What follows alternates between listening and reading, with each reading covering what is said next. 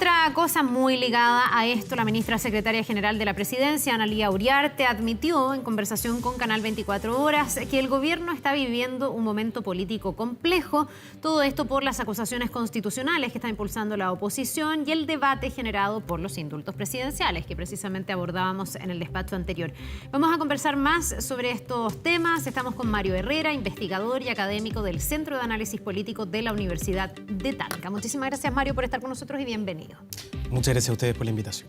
Mario, bueno, tú llevas harto rato ya analizando la política nacional, viendo lo que ha sido esta gestión del gobierno. ¿Para ti es este el momento más complejo que le ha tocado enfrentar al gobierno de Gabriel Boric?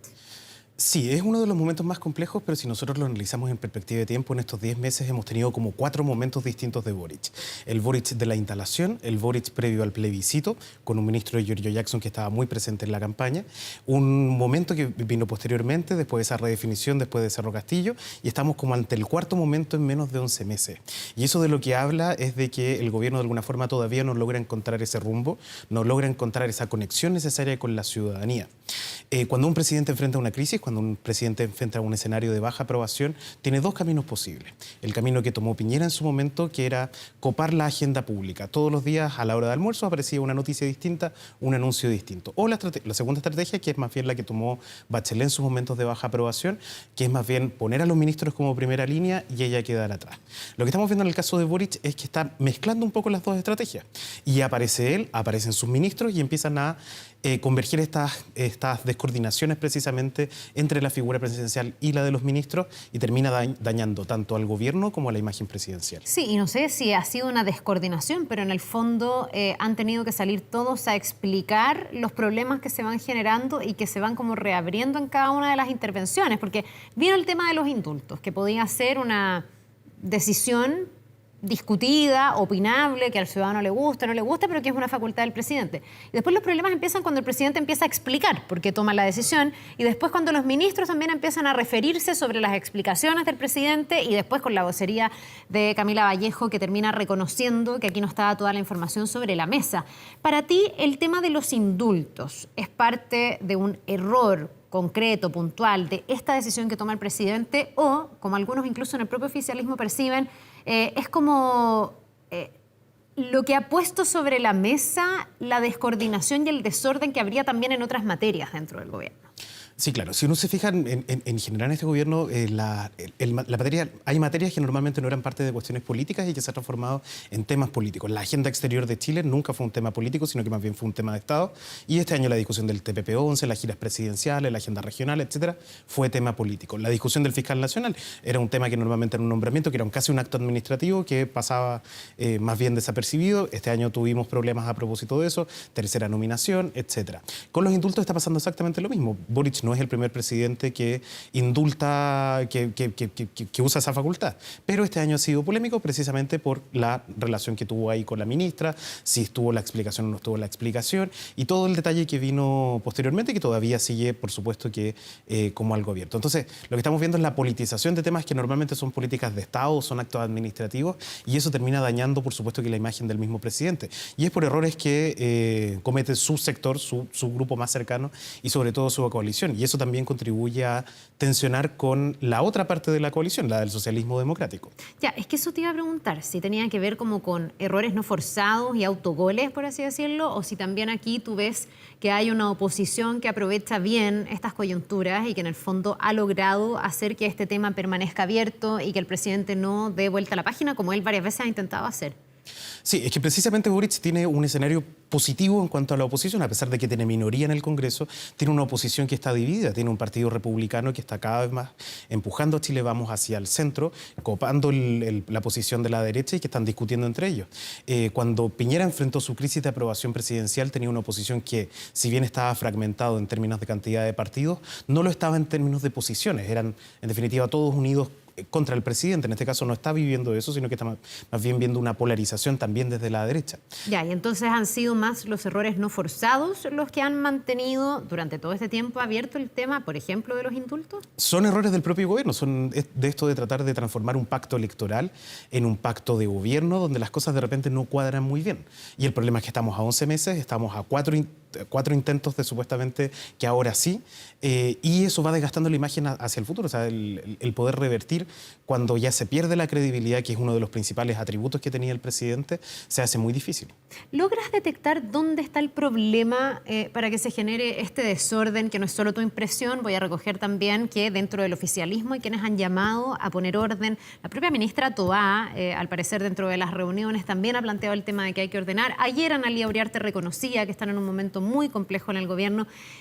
¿Logras detectar dónde se da el problema? Si son problemas comunicacionales, si son problemas de los ministros, porque aquí hay algunos que plantean cambio de gabinete. Otros dicen es que no es el gabinete necesariamente, es el segundo piso, son las figuras de confianza que rodean al presidente. Algunos han dicho, bueno, alguien le pasó gato por liebre al presidente, alguien le ocultó información exprofeso al presidente para que se cometieran errores en materia de indultos. ¿Qué has detectado desde el análisis, Mario? Sí, es una cuestión más bien comunicacional. Cuando uno mira la evaluación de los ministros que son sectoriales suelen tener una buena evaluación a diferencia de lo que ocurría en gobiernos anteriores.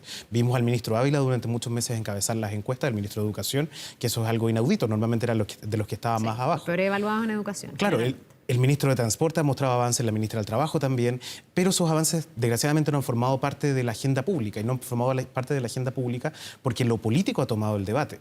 Y eso ha sido por una decisión también del propio presidente de politizar la situación de cara al plebiscito y luego de no poder salir bien de ese plebiscito, a pesar de tener un acuerdo constituyente y tener una oposición que en ese sentido se sentó a la mesa a conversar, etcétera. O sea, que lograron generar un acuerdo entre ellos. Entonces, ese es el error, ese es el principal error. No es un error de figuras, sino que es un error de dónde se ponen esas figuras, cuál va a ser la primera línea, por así decirlo, del gobierno, si estos ministros sectoriales o los ministros políticos. Y ahí es donde se empiezan a confundir las cosas, porque termina dominando más lo político por sobre lo sectorial. Claro, pero en esta última crisis da la impresión de que el conflicto viene más impulsado por la decisión que toma el presidente y las personas que lo rodean en esa decisión, que en este caso son personas de su entera confianza, incluso su jefe de gabinete que termina saliendo del gobierno. Hoy día se habla también de una figura de Revolución Democrática, que es una experta, abogada en derechos humanos, que habría estado en la forma en que se visaron estos indultos y que la moneda estaría apartando de su cargo.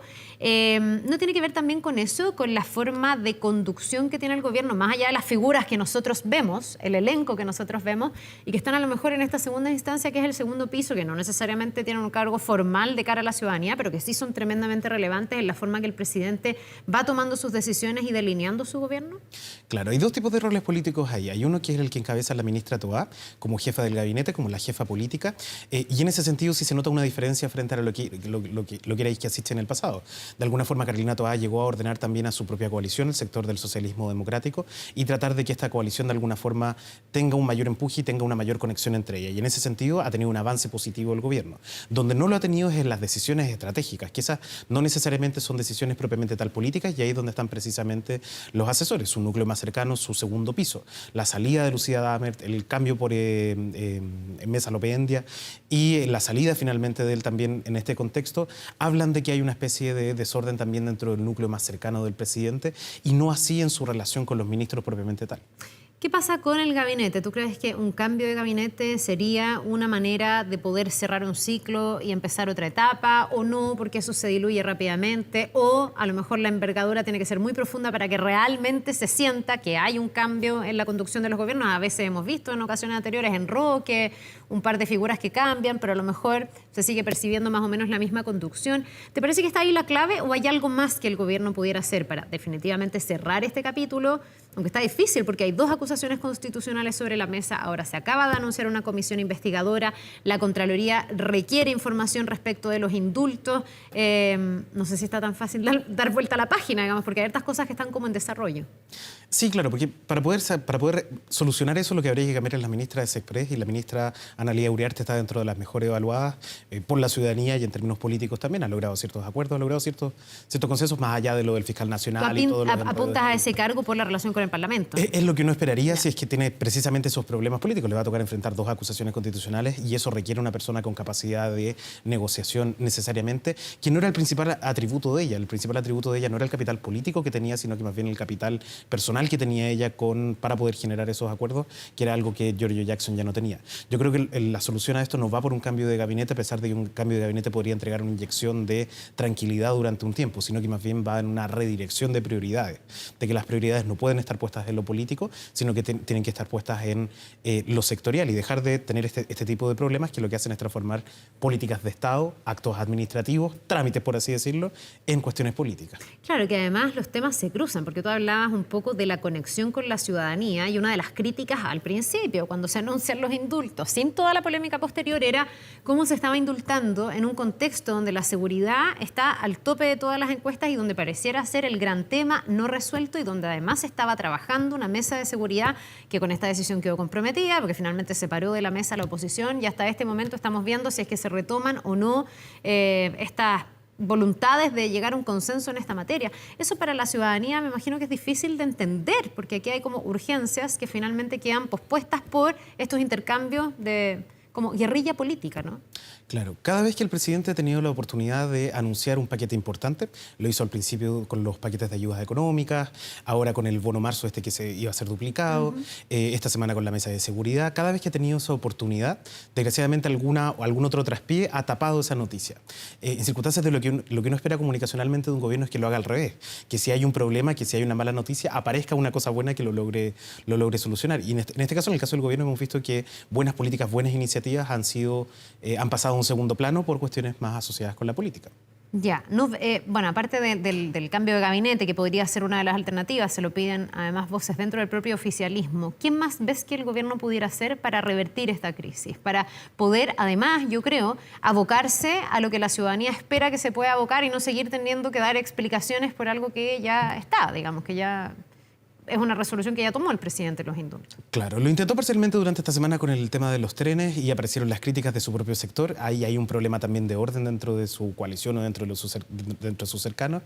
Y la verdad es que acontecimientos no tapan necesariamente acontecimientos, sino que más bien lo que necesita es una estrategia detrás, una estrategia para seguir adelante. O sea, ¿cuáles son los 2 principales problemas de la ciudadanía? Economía y seguridad. Entonces, tenemos que sacar adelante esta mesa de seguridad, invitarlos a formar parte, quizás ceder un poco en ese sentido y lograr formar esa mesa de seguridad con políticas, con leyes concretas y, por otro lado, un paquete de ayudas económicos, un paquete de ayuda económica seria. Ahí es donde quizás un cambio de gabinete en una figura del ministro Grau, que ha sido muy criticado durante todo este tiempo, ayudaría también a la ciudadanía a entender de que hay alguien pagando los costos políticos por los problemas económicos que tiene el país. No así en el caso de Marcel, donde tienen en general una evaluación más bien positiva. Entonces, tiene que tratar de sentar una estrategia en torno a esos 2 temas que son las principales prioridades y van a hacerlo durante el próximo año también de acuerdo a las expectativas de crecimiento y el problema de seguridad que aparentemente no tiene solución. ¿Qué rol le cabe a la oposición y cómo has observado, Mario, que la oposición está jugando sus cartas y tomando distintas decisiones en torno a esta crisis? Porque, claro, efectivamente están utilizando herramientas que están dentro de su facultad, como las acusaciones constitucionales, pero también algunos dicen vamos a perder tiempo, la ministra Ríos ya salió. ¿Tiene sentido o no tiene sentido seguir adelante una acusación constitucional de una ministra que ya dejó el cargo y pagó de alguna manera el costo político? Pensando nuevamente en ese ciudadano que ve con harta impotencia el que se sigan peleando, que así lo ven fácil el ciudadano, mientras, no sé, pues seguimos dando encerrona y asaltos todos los días. Entonces, ¿qué rol le cabe a la oposición en este caso y cómo has visto que han jugado sus cartas hasta ahora? Claro, mira, en la literatura de ciencia política eso se denomina la congruencia programática, o sea, cuando hay una correspondencia entre los temas de la élite versus los temas de la ciudadanía. Y lo que estamos viendo es que hay una élite que está cada vez más polarizada, que está cada vez más fragmentada, además. En las últimas elecciones ha aumentado el número de partidos, el número efectivo de partidos, y además con posiciones distintas. Republicanos, como decíamos, empujando a Chile Vamos hacia hacia una posición indeterminada de centro, 2 coaliciones de centro-izquierda, más todo lo que coexiste como son el Partido de la Gente y otro tipo de partidos que están por ahí, Pamela Giles, todos estos grupos que están como dando vueltas entre medio. Y esa polarización no se refleja a nivel de las élites. Cuando uno observa los resultados de la última encuesta CEP, en Chile aumenta de manera considerable la posición de los moderados, es un reflejo también de la última elección del plebiscito de salida, y eso no está teniendo una correspondencia con los políticos no están logrando representar esos intereses. Y ahí es donde precisamente se producen cuestiones como la desafección y como esta crisis en el fondo de evaluación del gobierno, del presidente y de las figuras políticas de manera transversal. Bien, pero nos vamos a quedar atentos a ver si es que efectivamente habría o no cambio de gabinete y qué otro tipo de medidas puede encontrar el gobierno también para poder superar la crisis. En el fondo uno también piensa que cuando un gobierno le va mal, al país le va mal. Me imagino que debiese ser interés de todos buscar alternativas para salir de estos días con los que ha comenzado el año de manera tan difícil en materia política. Mario Herrera, muchas gracias por habernos acompañado.